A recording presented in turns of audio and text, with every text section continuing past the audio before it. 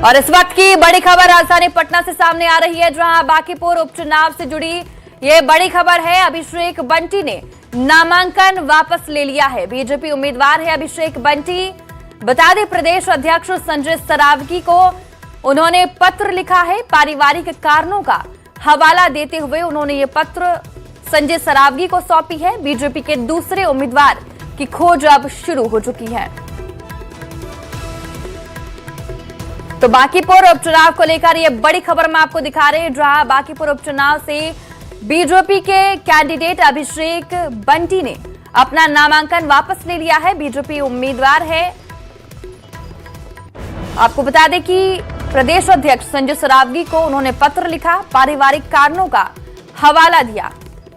अब बीजेपी अपने दूसरे उम्मीदवार की खोज शुरू कर रही है।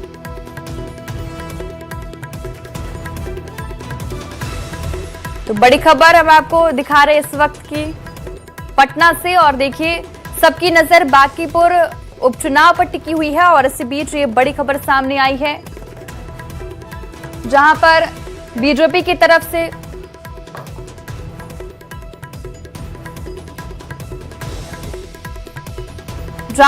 बीजेपी की तरफ से उतारे गए कैंडिडेट अभिषेक बंटी ने नामांकन वापस लिया है। बीजेपी उम्मीदवार है अभिषेक बंटी और अब दूसरे उम्मीदवार की तलाश है बीजेपी को।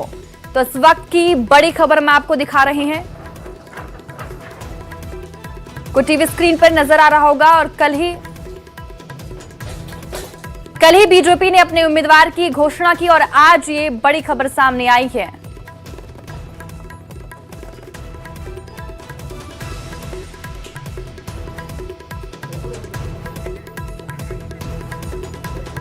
कल अभिषेक बंटी ने बीजेपी की तरफ से अपना नामांकन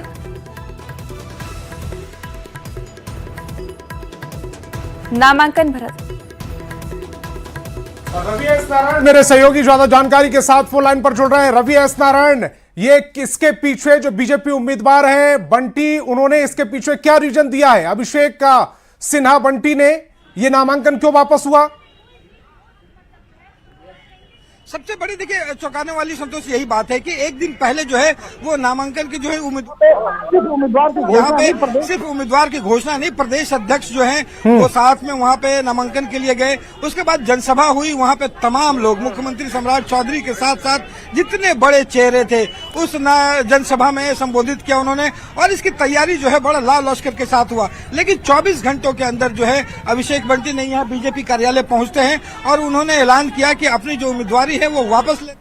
रवि एस, मैं आपके पास आता हूं। सबसे पहले अभिषेक सिन्हा बंटी ने क्या कुछ कहा है इस नामांकन वापस लेने को लेकर, वो सुनवाते हैं अपने दर्शकों को।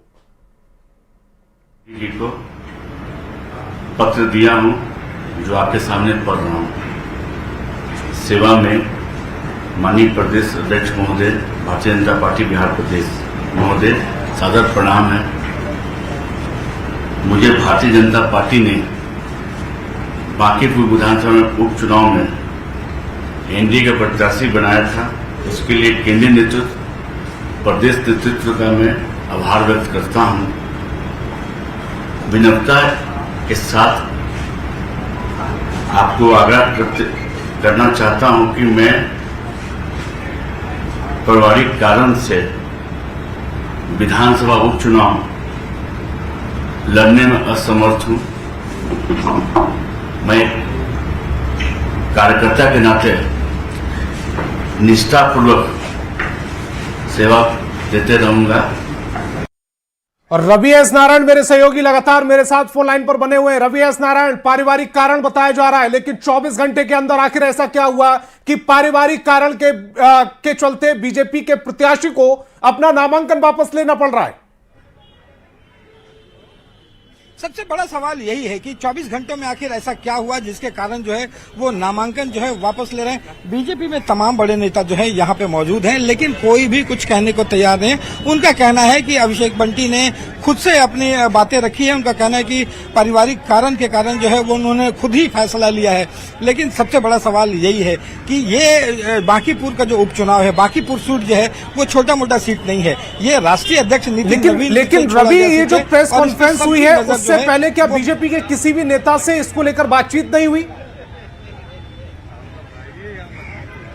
देखिए, इससे पहले जो इसकी कहीं से भी कोई चर्चा जो नहीं थी। आज सुबह तक जो है लगातार बैठकें चली थी, प्रचार चल रहा था और उसके बाद जो है अभिषेक बंटी यहाँ बीजेपी कार्यालय में पहुंचते हैं और अचानक मीडिया को खबर दी जाती है कि इमरजेंसी जो है यहाँ पे एक पीसी बुलाई गई है। हालांकि वो पीसी जो है वो 2 मिनट चलता है, जिसमें अभिषेक बंटी सामने आते हैं और सिर्फ ये बात कहते हैं कि पारिवारिक कारणों से अपनी उम्मीदवारी जो है वो वापस ले रहे हैं। हालांकि पार्टी में बने रहेंगे और पार्टी का काम करते रहेंगे। अब देखना होगा कि बीजेपी जो है उसका क्या जवाब देती है और खासकर अब नए चेहरे जो हैं उसकी तलाश जो है वो अब शुरू हो जाएगी और माना जा रहा है कि एक नया उम्मीदवार जो है बीजेपी अब इस बांकीपुर उपसभा चुनाव में देगी। जी, दिक्कत यहां पर खड़ी हो रही है रवि एस नारायण, क्योंकि 13 तारीख नामांकन की आखिरी डेट है, आज 10 तारीख है और आज का दिन निकल गया। 11, 12, 13 3 दिन बचते हैं, उसमें आपको चेहरा ढूंढना है, नामांकन फाइल करना है और उसके बाद ये भी अब दर्शकों तक, अपने जो मतदाता हैं उन तक ये क्लियर करना पड़ेगा कि ये नामांकन क्यों वापस हुआ है।